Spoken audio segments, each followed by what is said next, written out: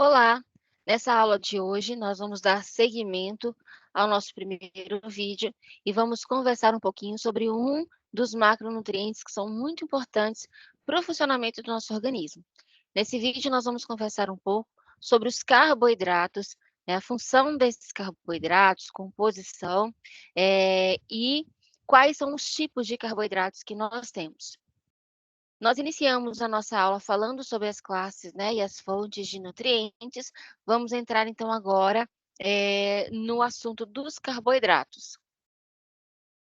Nós temos nutrientes que são importantes, né, para o funcionamento adequado do nosso organismo, e aqui especificamente nós vamos focar nas recomendações e na distribuição para adultos, lembrando que, além da questão que nós conversamos no vídeo anterior, de avaliar, de olhar as DRIs, de olhar as tabelas de composição, dos alimentos, de converter aquilo tudo em calorias para poder estimar e para a gente poder avaliar a alimentação, a ingestão alimentar do nosso paciente, nós precisamos entender também quais são as recomendações em termos de distribuição de valor energético para esses macronutrientes. Então, para carboidrato, a recomendação para adultos é que a gente trabalhe na faixa entre 45 a 65% do valor energético total diário. O valor energético total diário é quanto em calorias que esse indivíduo deve consumir no dia. Dentro dessa quantidade, 40 a 65%, 45 a 65, precisa vir dos carboidratos. A proteína em torno de 10 a 35% e as gorduras, os lipídios, em torno de 20 a 35% do valor energético total. A gente tem também nutrientes importantes como as vitaminas e os minerais, que nós vamos também estudar ao longo da nossa disciplina. Aqui as vitaminas hidro e lipossolúveis, os minerais como ferro, magnésio, cálcio, cromo, cobre e zinco, que são importantes para diversas funções, algumas delas já foram citadas no vídeo anterior, e nós vamos falar de forma mais aprofundada desses nutrientes, nos próximos vídeos. Nessa aula de hoje, o nosso foco será para o estudo do carboidrato, principalmente, né, essa macromolécula, esse macronutriente, que tem uma função tão importante no nosso organismo para fornecer energia para o nosso corpo funcionar de forma adequada.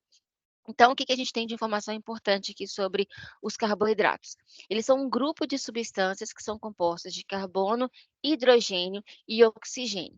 Tanto o carboidrato quanto o grupo das gorduras vão ter esses compostos aí na sua estrutura. Então, o carbono, o nitrogênio e o oxigênio. A proteína vai ser o principal, né, a principal diferença dela para esses macronutrientes é porque a proteína, ela vai ter aí o nitrogênio como um componente diferente a mais específico do grupo das proteínas. Então, o carboidrato vai ter esses 3 compostos e vai ser principalmente importante para a gente, para fornecimento de energia, tá? Na forma de ATP. Então, o carboidrato que é ingerido na nossa alimentação, né, ele vai ser metabolizado e vai ser necessário para manter, né, ser fonte de energia para o nosso corpo funcionar de forma adequada. Nós temos fontes alimentares diversas, então esses carboidratos podem vir de frutas, de vegetais, de cereais, né, esses carboidratos podem ser simples, podem ser complexos, podem ser de rápida absorção, podem ser de digestão e absorção mais lenta. Isso vai depender da fonte, da composição, da estrutura desse carboidrato. E as recomendações vão variar também, né? Se é adulto, se é criança, né? Que tipo de carboidrato que vai ser ingerido, se tem uma demanda extra, como fase de crescimento, ou gestação, ou exercício. Então, as recomendações elas vão variar de acordo com a necessidade do indivíduo. Nós temos os carboidratos que nós chamamos de carboidratos simples, né, a gente tem a glicose, a frutose e a galactose, e nós temos a maltose, sacarose e lactose. Glicose, frutose e galactose são monossacarídeos, eles têm apenas uma molécula. Já a maltose, sacarose e lactose são disacarídeos, porque eles têm 2 moléculas na sua composição. Então, a maltose é a combinação de 2 moléculas de glicose, a sacarose, uma molécula de frutose e uma molécula de glicose, e a lactose, uma molécula de glicose e uma molécula de galactose. E aí, por causa desse tipo de carboidrato, eles também vão estar distribuídos aí de forma diferente na alimentação. Nós temos também os carboidratos ditos como complexos, são aqueles que têm mais moléculas na sua composição, né? Que a gente tem o glicogênio, que é a forma como o nosso organismo estoca glicose no nosso corpo, ou seja, uma cadeia de várias glicoses, uma cadeia com várias moléculas de glicose ligadas. Nós temos o amido, que é a forma como esse carboidrato complexo está no alimento, e nós temos as fibras também, que são um tipo de carboidrato complexo, as fibras que elas não são digeríveis, a gente não produz energia a partir das fibras, mas é um tipo de carboidrato, principalmente dos vegetais, né, que são importantes aí, por exemplo, para o funcionamento adequado do nosso intestino, para garantir peristaltismo, né, e a questão de saciedade também, de funcionamento adequado ali do nosso intestino. Os carboidratos simples, então, são os monossacarídeos, como nós falamos, glicose, frutose, galactose, e os disacarídeos, lactose, sacarose e maltose. Os carboidratos complexos, os polissacarídeos, o glicogênio e as fibras alimentares. Aqui vocês têm a estrutura química dessas moléculas, então aqui a glicose, a frutose, que tem um grupamento diferente, né, da glicose e da galactose, e aqui a galactose e glicose como moléculas muito similares em termo de estrutura, e a diferença que a gente observa aqui é a posição dessa hidroxila aqui, que é num posicionamento diferente, e aí a gente tem um nome, uma estrutura diferente, por causa dessa mudança de posição de hidroxilas, ou de hidrogênio, de oxigênio, e a gente tem outra estrutura. Os monossacarídeos, então, possuem apenas uma unidade de glicose, e essas diferenças químicas são importantes para a variedade de doçura dos monossacarídeos. Então, esse sinal de mais aqui é o nível de doçura de cada um. Então, entre galactose, glicose e frutose, a frutose tem um poder adoçante de doçura maior, né, maior do que o da galactose, maior do que a glicose. Isso se dá em relação à composição química desse carboidrato, desse monossacarídeo. E a gente, né, chama a glicose como o açúcar do sangue, porque quando a gente ingere um carboidrato, né, simples, né, já a molécula disponível para ser absorvida é a glicose, ela vai ser absorvida, né, e vai para a nossa corrente sanguínea, o nosso organismo vai precisar fazer o controle desses níveis de glicose no nosso sangue para manter a homeostase, e quando nós estamos falando de um carboidrato complexo, ele vai ser quebrado em todo o trato gastrointestinal para ser absorvido na forma de glicose, e aí essa velocidade vai depender da composição desse alimento, do que foi ingerido junto. Nós vamos falar um pouco sobre isso também ao longo da aula de hoje. A frutose, ela é considerada aí como o açúcar da fruta, né, o que dá a doçura aí para as frutas, né, só lembrando que a fruta não é só a frutose, né, ela não é só o carboidrato, né, o açúcar simples, né, a fruta tem outros componentes ali, ela tem fibras, né, tem micronutrientes, vitaminas, minerais, compostos bioativos, é um alimento completo, mas a principal fonte dela energética para nós é porque ela tem o açúcar, né, que é a frutose, né, considerada açúcar da fruta. E a lactose, que é o açúcar do leite. Tá? Então, o leite tem a lactose, que é formada aí pela galactose com a glicose. Então, quando a gente ingere o leite, ele precisa ser quebrado pela lactase no nosso trato gastrointestinal para a gente conseguir quebrar essa molécula e absorver, né. Então quem tem, por exemplo, intolerância ao leite, são pessoas, por exemplo, que não conseguem quebrar essa lactose, né, e esse carboidrato acaba sendo fermentado pelas bactérias no intestino, trazendo mais desconforto, diarreia, né, e vários sintomas que a pessoa sente por não quebrar essa molécula direito. Em relação à ingestão desse carboidrato simples, é importante a gente ressaltar aqui que a maioria das frutas contém em torno de 1 a 7% de frutose. Então, para a gente ingerir uma grande quantidade de frutose no dia, nós teríamos que ingerir uma quantidade muito absurda de frutas para exceder uma quantidade de frutose. E como eu falei para vocês, além da frutose, a fruta tem outros componentes nas suas estruturas que são muito importantes para o funcionamento do nosso corpo. Manga, uva e banana, nós encontramos concentrações maiores de frutose. O mel tem 40% de frutose na sua composição. Então, o mel é riquíssimo em frutose. Então, quase a metade ali da composição dele é de frutose. E quando o indivíduo ele tem uma incapacidade de metabolizar a galactose, a gente fala que esse indivíduo tem galactosemia. Aí ele não quebra a galactose em uma molécula, não consegue processar essa molécula direito e desenvolve esse transtorno, que a gente chama de galactosemia.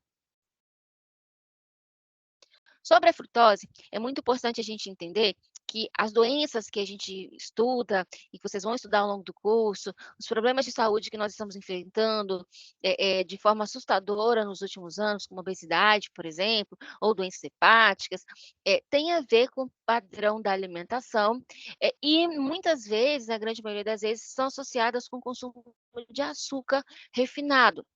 Né, com o consumo de sacarose.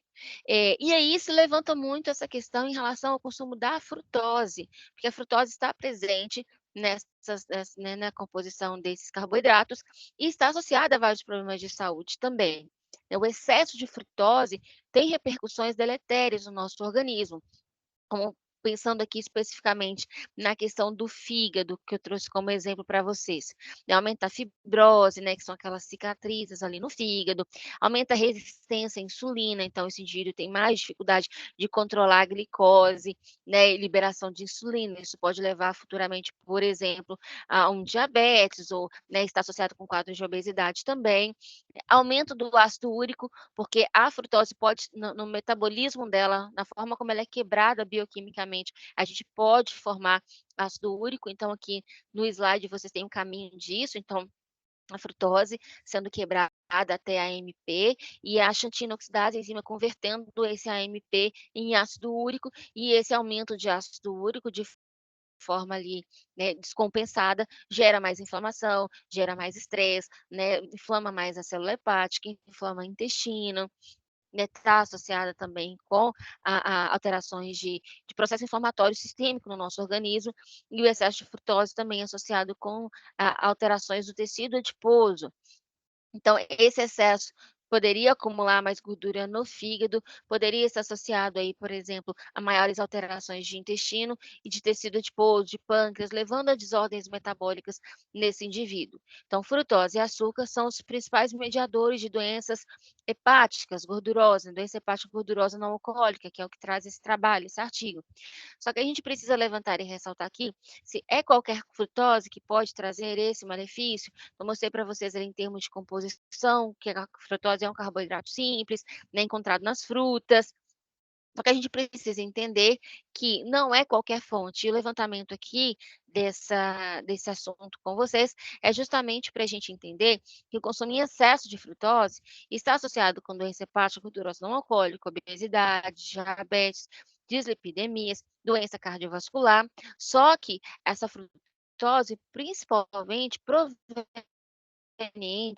de produtos, processados, de ultraprocessados, alimentos né, produtos alimentícios industrializados, que vão conter, várias moléculas que contêm frutose na sua estrutura. Uma delas é o xarope de milho. Além do xarope de milho, o açúcar, vários tipos de açúcar e nomes possíveis que a gente encontra, né, tem vários codinomes para o açúcar, né, quando a gente vai olhar ali a lista de ingredientes desses produtos. Então, só trazendo para vocês essa discussão, que não é qualquer frutose. Como eu falei para vocês no início do vídeo da aula de hoje, a frutose fruta, né, né, componente ali das frutas, a fruta não vai ser só frutose. Então, a fruta aqui, por exemplo, 100 gramas de banana vai me fornecer em torno de 6,2 gramas de frutose. Né? Além disso, a gente tem fibras, a gente tem, né, as cores dos vegetais, das frutas, são essas cores, elas têm papel importante no nosso organismo, podem funcionar como antioxidantes. Então, um exemplo dessas cores são as antocianinas, licopeno, beta-caroteno, né, esses nomes específicos para essas cores, né, dos vegetais que a gente encontra, também tem funções biológicas no nosso organismo, funções de antioxidantes, melhorando a nossa capacidade de lidar com estresse, melhorando o funcionamento, protegendo o nosso corpo do estresse oxidativo, além de vitaminas, minerais, fibras, outros componentes que fazem parte da fruta, que tornam esse alimento, né, extremamente nutritivo para a gente. Então, no caso frutose, nós precisamos nos atentar para o consumo de ultraprocessados, né, industrializados, né, esses produtos prontos, essas bebidas, né, e grande maioria delas também voltada para o público infantil, onde a gente vê crescer cada vez mais aí obesidade e alterações metabólicas. Ainda dentro dos carboidratos, aqui os disacarídeos, a sacarose, como eu mostrei para vocês, nós temos aqui 2 moléculas de glicose, a lactose, né, uma molécula de galactose com uma de glicose, e a maltose, 2 moléculas de, glicose. Maltose, 2 moléculas de glicose, sacarose, uma de frutose e uma de glicose, só corrigindo aqui. Então, lactose vai ser quebrado pela lactase, a sacarose vai ser quebrada pela sacarase, lá na borda do intestino, e a maltose será quebrada pela maltase, para que a gente consiga absorver o monossacarídeo. Então, eu vou absorver glicose, galactose e frutose. Trazendo para vocês algumas imagens, né, que a gente encontra sobre o excesso de açúcar que está, né, presente em vários produtos alimentícios desse site aqui, dessa organização, que está disponível para busca. Então eles trazem aqui até produtos que têm né, o paladar mais voltado para o salgado, a gente encontra muito açúcar que foi adicionado. Então, molhos, bebidas aqui como refrigerante, energéticos, né, com a quantidade muito grande de açúcar, mu muito saturada, a Organização Mundial da Saúde recomenda que seja ali 10%, né, do valor total de ingestão do dia, o que seria em torno, pensando em 2.000 calorias, seria em torno de 50 gramas no dia, mas o ideal que fosse menos ainda, que fosse em torno de 5%, né, em torno de 25 gramas por dia, facilmente superado com uma bebida, por exemplo, ou algum um produto alimentício, por exemplo, como o próprio hambúrguer, que tem uma característica mais salgada, mas aqui a gente tem 13 gramas de açúcar, 22 gramas de açúcar, por exemplo, no molho de tomate. Bebidas aqui, por exemplo, como energético, com 52 gramas de açúcar, então um energético nesse volume, né, quase 500 ml dele, já vai fornecer 52 gramas de açúcar, para esse indivíduo, então é uma quantidade muito grande. Aqui o refrigerante com quase 35 gramas de açúcar na porção ali de 330 ml. Então aqui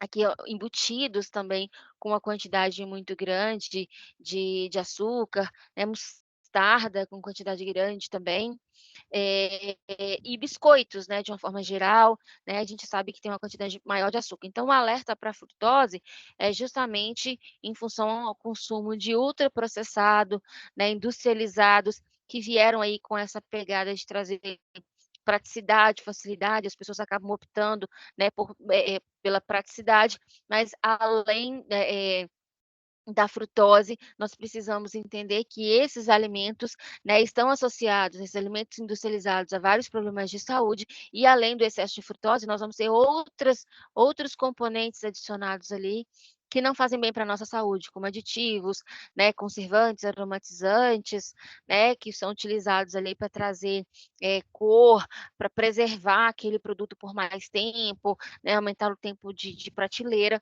Então, só para trazer para vocês esse exemplo da questão, frutose.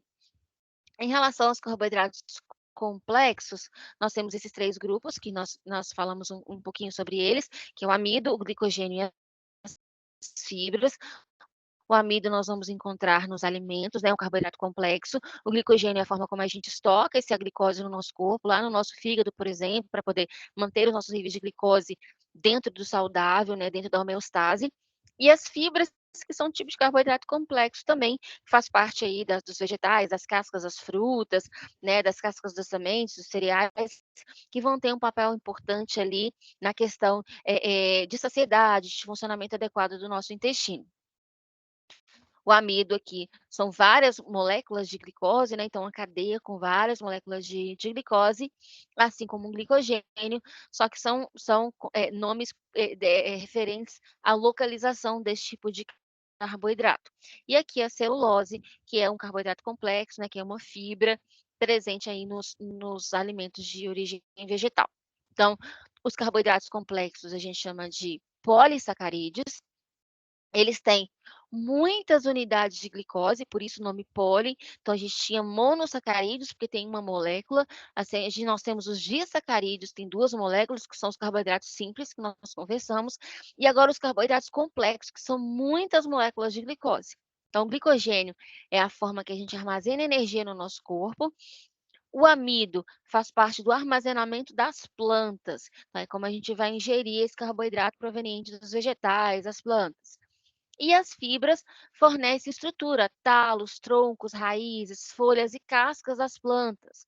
Então, essas regiões, essas estruturas, vão ser fontes aí das fibras, que são tipos de carboidrato complexo. Então, o amido, sendo aí o tipo de armazenamento de glicose das plantas, que é por onde nós fazemos a ingestão desse tipo de carboidrato para nos fornecer energia, nós temos cadeias longas, né, desse amido, que podem ser ramificadas ou não, depende da estrutura, se é de amilose, amilopectina. Tem centenas de milhares de moléculas de glicose que são ligadas entre si. Os principais representantes aqui desse grupo de carboidratos complexos são os cereais, os tubérculos, né, e as leguminosas. A hidrólise, né, o amido, ele é quebrado em glicose e utilizado como fonte de energia para o nosso corpo. Então, quando eu estou falando de trabalho digestivo, né, ao fazer o processo de ingestão desse carboidrato, né, a digestão começa pela boca, a gente vai fazer o processo de mastigação, nós vamos ter ao longo do trato gastrointestinal a ação de algumas enzimas para a gente quebrar esse amido e conseguir absorver a glicose que vai para a corrente sanguínea, que vai nos fornecer, então, energia através do metabolismo. Pensando nas formas de armazenamento, nós temos as cadeias desse amido, né, que pode ser armazenado cadeia longa, né, na forma de amilose. Então, essa estrutura aqui com várias moléculas de glicose ligadas, né, uma cadeia longa, ou a milopectina, que é essa cadeia ramificada. Então, possuem ramificações, né, e mudam a estrutura de armazenamento aí desse amido. É importante falar que na presença de água e calor, a milopectina forma um gel, o que facilita a sua digestão. Então, a milopectina, quando ela é hidratada, ela vai formar o gel, que é importante para a questão de cocção de alguns alimentos. Então, esse gel, por exemplo, vai dar a característica do mingau, por exemplo, dos molhos, né? Essa formação acontece aí quando a gente prepara o arroz, o macarrão, né? E esse gel, essa estrutura, né, que a gente observa, né, se dá à questão da hidratação dessa amilopectina. Aqui a gente tem algumas fibras presentes aí nos alimentos. Então, aqui as frutas, né, tem a pectina, que é essa fibra que fica ali na polpa, e ali na casca a gente tem celulose, por exemplo, nas frutas, e aqui a gente tem no germe do trigo, né, nos cereais, né, as camadas de hemicelulose e lignina, são essas fibras que são, né, fazem parte ali da casca desse grão. Então, as fibras, nós vamos ter vários tipos de fibras, né? A gente tem celulose, hemicelulose, pectina, gomas e mucilagens, lignina, amido resistente, né? Que são fibras que vão ter esse papel importante em aumentar a saciedade, melhorar o processo digestivo, né? E vão ter características de se solubilizar ou não, de formar gel ou não, de aumentar o trânsito intestinal, de regular o trânsito intestinal, e vão estar distribuídas aí nos alimentos. Então, a celulose, principalmente nas paredes das células das plantas, como as hortaliças, frutas e leguminosas. A gente tem a hemicelulose, que é o componente mais importante aí dos cereais, das fibras dos cereais. As pectinas, encontrada aí nas hortaliças e frutas, que produz, né, essa pectina, ela tem a característica gelificante, né, de característica de formar gel, por isso ela é muito utilizada, né, como espessante para geleia. A indústria alimentícia utiliza bastante a pectina para produzir ali os seus produtos alimentícios, por causa dessa característica dela de formar gel. Nós temos as gomas e as mucilagens, como goma guar, goma arábica, né, que também são usados pela indústria como aditivo para funcionar como espessante, né, porque tem essa estrutura semelhantes aí facilitam essa questão de formação de gomas, e inclui aqui como exemplos desse grupo de gomas e mucilagens, o psyllium e a carragenina, que também são adicionados aos alimentos como estabilizantes. A lignina, que é uma fibra de uma rigidez maior, presente principalmente nas partes bem rígidas, né, de hortaliças, ou de sementes. Então, a parte mais dura. E o amido resistente, que é importante também, está bem presente nas leguminosas, batatas, na banana verde, né, e funciona muito bem como um prebiótico, auxilia ele no funcionamento do intestino. Aqui eu trouxe para vocês a classificação, né, um resumo da classificação desses carboidratos. Então, aqui a gente tem os carboidratos simples, né, os monossacarídeos, glicose, frutose, galactose, e a gente tem os disacarídeos, que seriam aqui a maltose, a sacarose e a lactose. E os carboidratos complexos, glicogênio, amido e as fibras. Lembrando do processo digestivo, né, como eu falei para vocês, a gente começa a digestão pela boca, a gente tem a mastigação, tem a amilase salivagem ali na boca também, para começar essa quebra dessas estruturas da amilose, da amilopectina, né, desse amido. Lá no intestino, nós vamos ter a ação da amilase pancreática, ali, especificamente ali no intestino, no duodeno, né, essa amilase veio ali do suco pancreático, né, para auxiliar ali no processo digestivo, e a gente tem outras enzimas importantes ali, as oligosacaridases que a gente fala, que são importantes para finalizar ali o processo de digestão. Então, maltase, isomaltase, lactase, sacarase, para quebrar esse amido na estrutura final ali de absorção, que é glicose, frutose e galactose, que é a forma como a gente ingere, que a gente consegue, ingere não, desculpa, como a gente consegue absorver esse carboidrato. Nós ingerimos o amido e absorvemos glicose, frutose ou galactose. No caso do amido, absorvemos glicose. O amido é formado apenas ali de moléculas de glicose.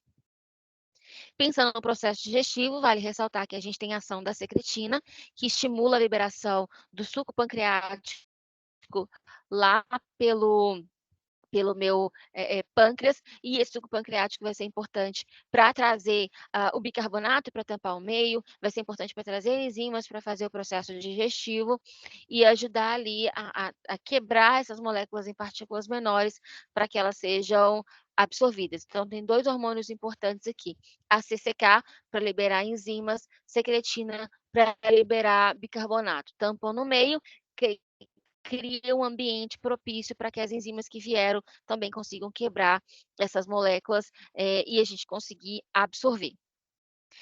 Em relação à função desses carboidratos, a principal função, como a gente conversou, é fornecer energia, né, através da produção de ATP. O cérebro e o tecido nervoso são tecidos que precisam muito e usam principalmente a glicose como fonte de energia, exceto em condições, né, que o organismo se adapta para usar ali corpos cetônicos, como inanição, em situações que eu acabo me adaptando para usar esses corpos cetônicos como fonte de energia. Lembrando que cada grama de carboidrato fornece 4 calorias para o nosso organismo, e, como principal fonte energética, isso é muito importante para nos poupar proteína, porque proteína é um macronutriente nobre, é um macronutriente estrutural, tem muitas funções no nosso organismo, né, a proteína fornece calorias, precisa ser contabilizada na ingestão alimentar, mas o carboidrato funciona como esse poupador, para a gente não quebrar massa muscular, para a gente não fazer um processo de utilização dessa proteína, evita um processo de cetose, é importante para a síntese de RNA, de DNA, né, para a síntese de glanosídeos e esfingolipídios, que são estruturas importantes aí das nossas membranas celulares, então elas têm parte ali de estrutura de carboidrato para poder manter essas estruturas celulares, né, e importantes para agir como receptor e transmissor de sinapses, então carboidratos vão ter essa importância também na questão da transmissão, de recepção, de componente de membrana. Além disso, é importante a gente falar sobre a regulação da glicose no sangue. Nós temos hormônios que fazem isso, principalmente aqui a insulina, que é o hormônio que é produzido lá pelo meu pâncreas, que vai ser muito importante para regular essa insulina, essa glicose após a ingestão. Então, quando eu faço ingestão de carboidrato, eu aumento a produção e liberação de insulina, para que a insulina funcione como um hormônio que vai regular essa glicose no sangue, para poder estimular a captação dessa glicose pelas células do tecido, para ser utilizada como energia e para manter níveis saudáveis de glicose no sangue. Ao contrário, em situações em que eu estou em jejum, o principal hormônio que eu tenho que ajudando a regular essa glicemia é o glucagon, que vai ser produzido aí pelas células alfa do pâncreas, que vai ser liberado para estimular a quebra do glicogênio para a saída de glicose para a corrente sanguínea e eu manter a homeostase. Tá? Então, no pós-alimentação, eu tenho maior ação da insulina e no período de jejum, né, eu tenho o glucagon para aumentar os níveis de glicose no sangue e manter a homeostase. Então, nós temos esses hormônios e a ação do pâncreas nesse sentido para ajudar a manter os níveis adequados de glicose no nosso organismo. E aí, quando o indivíduo tem uma alimentação equilibrada, né, consumo muito excessivo de açúcar, né, com consumo muito grande de ultraprocessados, um estilo de vida sedentário, nesse cenário, né, esse indivíduo com o passar do tempo vai desenvolvendo uma resistência à insulina, pode desenvolver aí um diabetes, né, está associado também com obesidade, que seria uma disfunção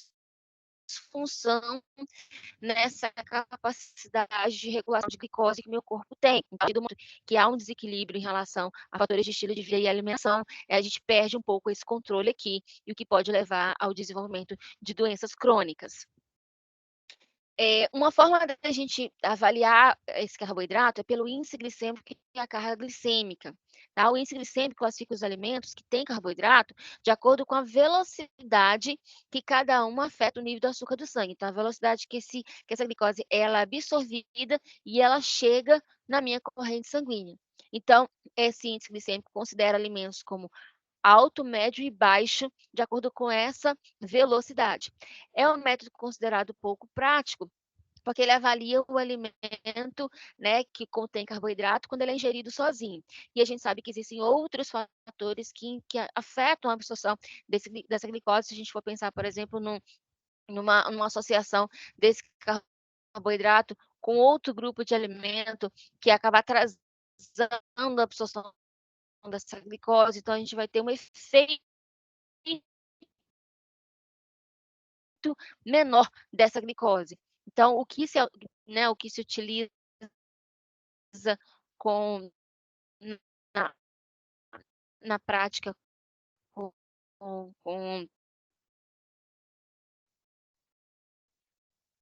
maior frequência é a carga glicêmica, mas a gente também a gente precisa entender do índice glicêmico, quais são os alimentos que têm maior índice glicêmico para saber como considerar com níveis acima de 70, são alimentos carboidratos que são quebrados rapidamente, absorvidos rapidamente, então aumenta a glicose no sangue, é o açúcar simples, né, o pão, a batata, o refrigerante, como batata, arroz, produtos diferentes, esses produtos utilizados que a gente sabe que são mais ricos em né, tem um valor menor do que 55, são quebrados mais lentamente no nosso sangue. Algumas frutas e vegetais têm essa característica de terem frango, abacate, que afetam o índice glicêmico. Lipídios, maturação, processamento e fibras. Então, se eu estou falando de alimento de mais alto índice glicêmico, mas ele está associado, por exemplo, a lipídios ou fibras, o impacto dessa absorção vai ser menor. Então, se eu estou consumindo um pão branco, que tem um índice glicêmico mais alto, mas esse pão branco está associado com os ovos, que são uma boa fonte de proteína e de gordura, eu vou ter uma resposta diferente do que se eu ingerir o pão sozinho. Então, é importante a gente levar essas coisas em consideração. O processamento é outro fator. Então, se esse alimento ele é processado, né, a velocidade vai ser diferente. O grau de maturação, então, uma banana verde tem uma velocidade diferente de uma banana bem madura. Então, esses pontos afetam o índice glicêmico e precisam ser considerados na hora que eu estou avaliando a alimentação. E a carga glicêmica, que tem a ver com a quantidade e qualidade de carboidrato da refeição. Então, quanto maior a carga glicêmica, maior a elevação da glicose no sangue. Então, o consumo prolongado de uma dieta que tem alta carga glicêmica está associado a maior risco de diabetes e de doença cardíaca. Então, a carga glicêmica tem a ver não só com a quantidade, mas com a qualidade desse carboidrato. Então, carga glicêmica baixa de 0 a 10, média de 11 a 19 e carga glicêmica alta 20 ou mais. É sempre importante falar que nós precisamos levar em consideração o padrão alimentar do brasileiro, que basicamente é composta por muitos alimentos industrializados, né? Os brasileiros, os últimos levantamentos observam a ingestão de frutas e vegetais reduzidas, né? A gente precisa levar em consideração quais são as recomendações nutricionais para cada grupo, né? Trabalhar com a questão da educação nutricional, da orientação nutricional, para a leitura dos rótulos, para entender o que está ali dentro daquele produto, né? Quais são os codinomes do açúcar, por exemplo, né? A quantidade de aditivos, de conservantes que são presentes nesses produtos alimentícios. Nós precisamos ficar atentos a esses pontos aqui. E lembrar, né, que o carboidrato ele tem esse papel importante para a produção de energia, né? Nós temos essas classificações em termos de estrutura, tem funções importantes no nosso corpo, e nós temos fontes variadas. E ressaltar que a combinação desse carboidrato de forma adequada vai ter um impacto diferente no nosso corpo em relação à velocidade de absorção, né, dessa glicose e velocidade que essa glicose chega no nosso sangue. Então, nessa aula de hoje, você aprendeu sobre, né, esse grupo, essa classe de nutrientes, que é a classe dos carboidratos, a sua estrutura, as suas funções e as suas principais fontes. Eu espero que esse conteúdo te ajude nos seus estudos, e aguardo você na nossa próxima aula, onde nós vamos conversar sobre proteínas, lipídios, vitaminas e minerais.